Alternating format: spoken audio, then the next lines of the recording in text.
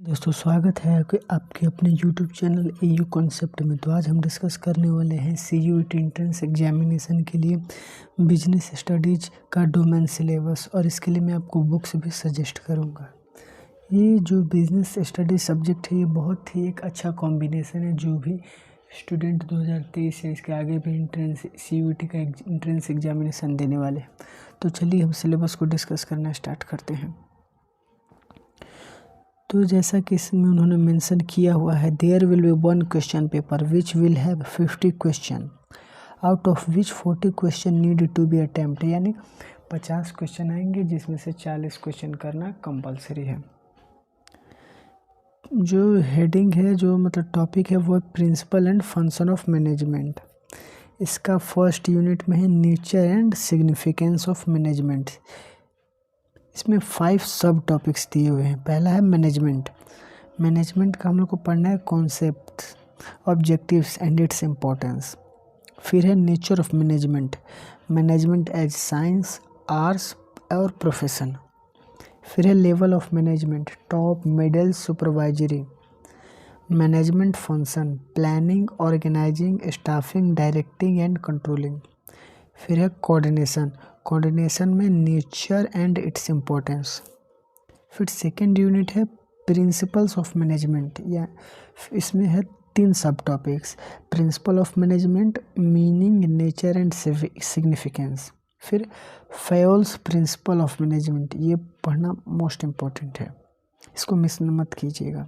फिर है Taylor's scientific management, its principle and techniques, ये भी मोस्ट इम्पोर्टेंट। और हाँ, जो भी मैं सिलेबस आप लोग को बता रहा हूँ इसको प्लीज़ नोट डाउन कर लीजिएगा, वरना फिर आप लोग भूल जाएंगे इसे। फिर थर्ड यूनिट है बिजनेस इन्वायरमेंट। बिजनेस इन्वायरमेंट में meaning and importance, dimensions of business environment, economic, social, technological, political and legal. फिर है economic environment in India, impact of government policies, यानी जो भी भारत में आर्थिक प्रभाव होता है वो गवर्नमेंट की पॉलिसी से होता है। Impact government policy changes on business and industry with special reference to the adoption of the policies of liberalisation, privatisation and globalisation. यानी जो 1990 में जो गवर्नमेंट ने LPG रिफॉर्म किया था वो पढ़ना एक मोस्ट टॉपिक है। जो लिबरलाइजेशन, प्राइवेटाइजेशन, ग्लोबलाइजेशन हुआ था, यानी भारत की जो मार्केट है उसको ओपन किया गया था। फिर फोर्थ यूनिट है प्लानिंग।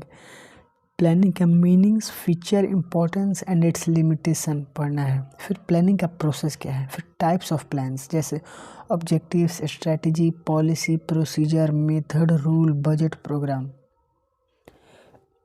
फिफ्थ यूनिट है organising, meaning and importance, steps in the process of organising, structure of organisation, functional and divisional, formal and informal organisation, delegation, यानी जो डेलीगेशन को हिंदी में हम लोग प्रतिनिधिमंडल बोलते हैं, meaning, elements and importance, decentralisation का meaning and importance, difference between delegation and decentralisation.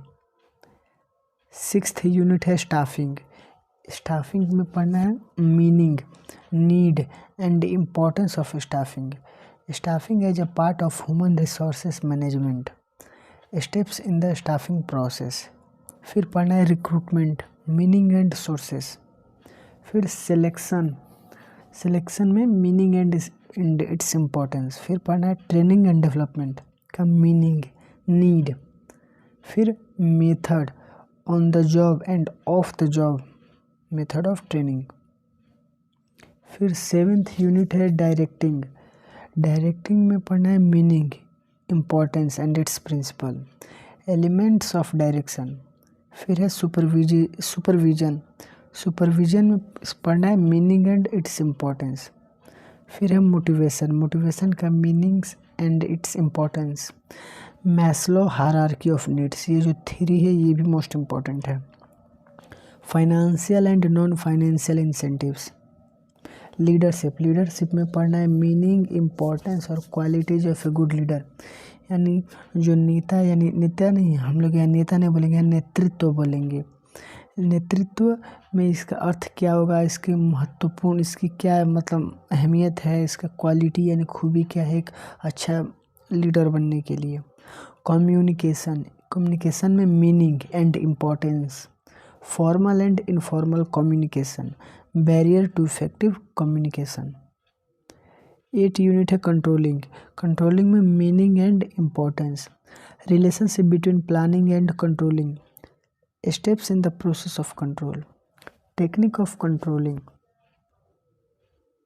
फिर हम लोग को ये जो फिर सेकंड टॉपिक है बिजनेस फाइनेंस एंड मार्केटिंग, इसमें 9th यूनिट है बिजनेस फाइनेंस।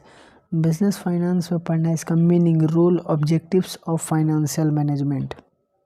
फिर है फाइनेंशियल प्लानिंग, फाइनेंशियल प्लानिंग में पढ़ना है meaning and importance. Capital structure, capital structure में meaning and factors, fix and working capital. फिर है meaning and factors affecting their requirements. 10th unit है फाइनेंशियल मार्केट्स, इसमें पढ़ना है concepts of financial market, money market, nature instrument. फिर है capital market, its nature and types, primary and secondary market, the distinction between capital market and money market. फिर है stock exchange, इसका meaning, function.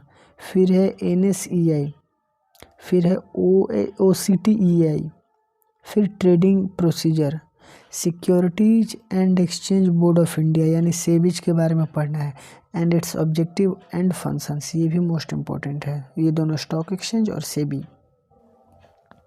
फिर 11th unit है marketing, marketing में पढ़ना है meaning, function and its role, the distinction between marketing and selling, marketing mix, its concept and element. Product में पढ़ना है nature, classification, branding, labelling and packaging.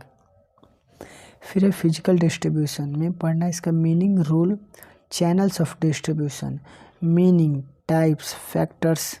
फिर है determining the choice of channels. फिर है promotion, meaning and role, promotion mix, role of advertising and personal selling, objection to advertising. फिर है price factors, influencing pricing. फिर है 12th यूनिट है consumer protection, ये भी मोस्ट इम्पॉर्टेंट टॉपिक है जिसको स्किप मत कीजिएगा।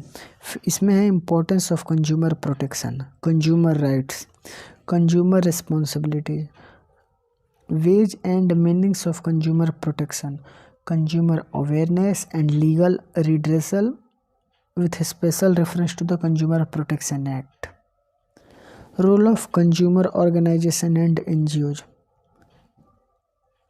लास्ट यूनिट है entrepreneurship development, concept, function and its need, entrepreneurship characteristics and competencies, process of entrepreneurship development, entrepreneurial values, attitude and motivation, its meaning and concepts।